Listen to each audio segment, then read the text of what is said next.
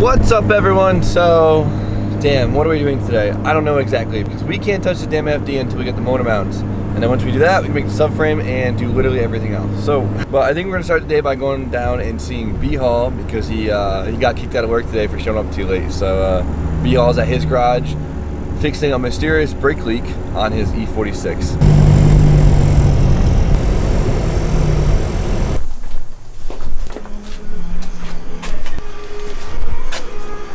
What's up, buddy? I'm taking a shit. Brian's pooping. Brian, what do you have going on over here? You finally found your I found my brake leak. But that's it right there. That's all it takes. Tiny little pinhole. It's ridiculous. B-Hall, what's the #1 rule of doing brake lines? I don't even want to talk about it, right? Never forget to put the fitting on the line before you start to flare it. I swear everyone does it. You could be a 40-year-old master mechanic and you'll still forget. Yeah, honestly, yeah. Guys, comment in the comment section that you've done it before to make me feel better tomorrow, okay? Thank you. 2 hours later. Wasn't that long. So B-Hall, I think we should go up to Tommy FES and steal some parts. Does that sound good?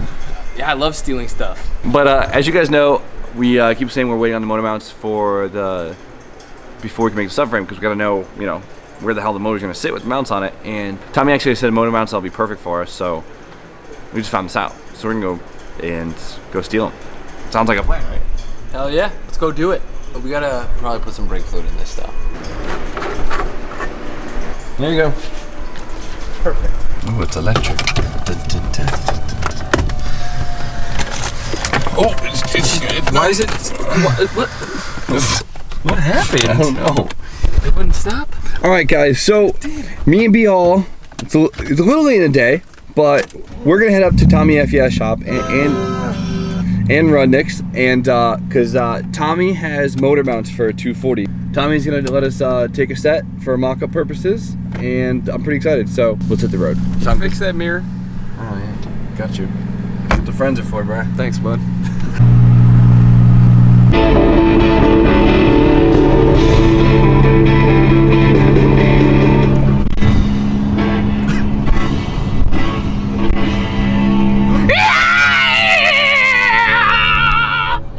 What's up, Niska? Just knocked my head on the side of this door frame. Even one, you don't really see that very often. Dude. We just threw it all together. Damn. All right, guys. So Tommy has all the cool stuff, and this is a CD09 transmission. This is a transmission I am using for my JZ swap. And the big issue right now is the shifter, because CD09s are long trannies, and their shifters are usually up here in the factory, and so you got to shorten it. But by shortening it, you're losing 3 U-joints of linkage. It's insane. And this is the shifter I gotta suck up and buy. Look how perfect this is. It puts it right exactly where we're gonna have it in the FD, and it's like the perfect throw. It's like not super short, but it's not like crazy. And you're gonna powder coat yours too, right? Dude, Yeah, mine's like brand new, so I don't even have to do it. What are you here to steal more parts? Yeah, this. No deal. I know. Dude, this is so much money. What the fuck? This is what we came here for. B-Hall, what do you think of Tommy's zinc bolt collection? I just want to bathe in it. Looks like middle of the mall jewelry. Right. Hey, Seth's birthday's coming up. The fuck? I just want over 200. I thought something was gonna come out of it because I didn't know what it was. All right, for you guys who have been paying attention, I've been mentioning a custom subframe made by a company called Sandberg. It's for an LS1 FD swap, and a lot of guys will use the subframe and just recreate pedestals for the FD. And of course, Tommy has it, so I wanted to show you guys so you know what I'm talking about. So this is it. It's very similar to our design, where it's basically just, DOM tubing welded to it. They did a little bit differently. They didn't put a rear bar, I think basically because the LS1 oil pan's a little bit larger and they can't run it. But the idea is the same, just tubular. It's totally tubular. Totally tubular. Tommy, thank you for the motor mounts. Later. What do you think, Brian? About what? Tommy shot. It's cool. JDM, AF. Yo, E46 bros. Where, me and this guy? Yeah. Yeah, all right. Hey, we're back. We survived. Well, guys, if it's not obvious, we're back at the shop. So it's a little later than I'd hoped for, and we didn't get too much done today. That's my fault. I didn't really sleep well last night, so I've been kind of a bum. We're missing 2 vital parts of the subframe so far, and that is the cross braces right here that the engine pedestals are going to mount to, and then the engine pedestals. So I ordered motor mounts, we were waiting on them, and just got sick of waiting, so I got a set from Tommy, as you guys saw before, that are similar to the ones I got. So we're gonna use those as like a mock-up template, and hopefully tonight we can get our little cross braces done. Maybe not the pedestals, with the cross braces, and that would be awesome. A million different ways to do it. I've seen quite a few custom subframes on RX-7s. I don't know exactly how we're gonna do it. I'd love to make it like aesthetically pleasing, but I also don't wanna make our life really difficult. And if it works, you know, it works. So B-Hall ran out for an errand, so when he gets back, we're gonna discuss and see what we think will probably be the best option. And go from there. So just get to work. We got an engine hanging again, Jimmy. What are we doing? Oh, we gotta test fit it. We're gonna test fit it again. Yeah, I'm gonna mock the mounts up just to see, you know. Yeah, either way, if we use them or not, it's gonna give us a pretty good visual reference for mock-up purposes. These actually look pretty nice, and I do have spacers for engine mounts, so we could always. I mean that seems pretty good to me. Stay tuned. Stay tuned. First things first, though, I had to heat up my dinner.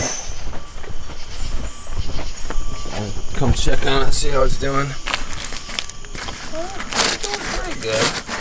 Give it a little rotation. Oh yeah, this side's nice and warm.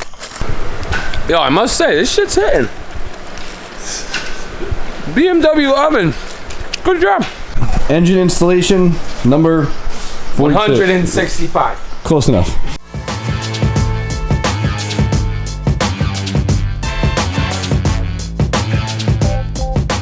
So we got the engine in our perfect location once again. I love it. The back of the head kind of just goes right on the firewall right there. And of course we're gonna just clear the hood. The motor mounts actually sit farther forward than I think B and I were both expecting. The mount right there bolts super far forward, which is cool because it put more weight towards the front of it, so it would be stronger. But it gets really close to the steering shaft, so we have to be really close. So I think we came up with a great idea. So we're gonna be coming perpendicular to our front one like this, and when it hits the pan, we're gonna tilt back like 15 degrees into the back to basically match the swoop of the engine. I think it'll be great. It'll give us a nice 90-degree angle up front to build our pedestal off of. That'll make more sense soon, but time to bend the tube.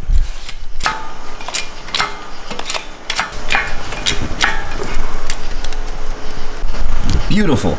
Tube noshing, the B-Hall way. First, trace 2. Something like that. We can fix it a little bit. See it? Titties. Fits. Beautiful.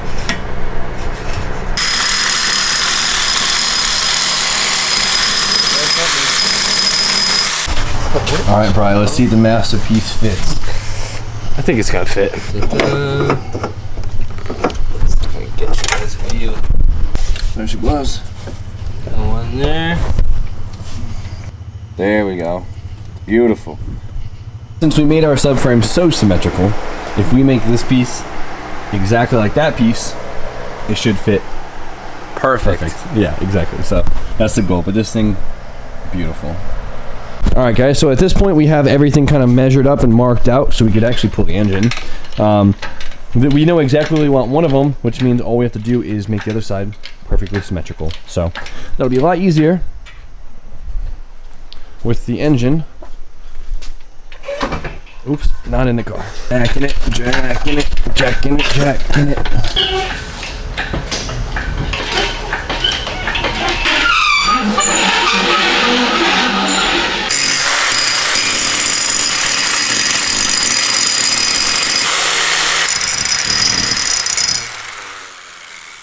Excited. We're getting there. Feels a lot better. We're almost there. Dude, I love the way this looks. Final flapping. It's there. Dude, that looks so good. Yeah. I'm so pumped. All right, so time to weld it in, or at least tack it in place. I think tacking in place sounds good. We'll tack. All right, let's tack it. Prep your damn welds. Right, B-Hall? That's right. I'm pretty excited about this, Jimmy. I'm pretty proud of this too. I'm very happy with it. I know this is like, for a lot of fabricators, this is dumb, simple stuff, but getting into tubular stuff is something I've been wanting to do for a while. So. Same here. And yes, we do need a tube notcher, but they're very expensive. And for now, for how little notching we actually did, it worked out fine. So I'm really happy with it. It looks fucking sick. Adding a little bends here and there really cleaned it up, because we could have easily just did straight pieces, but the bends what really make it. So let's lay some fat doinks on this thing.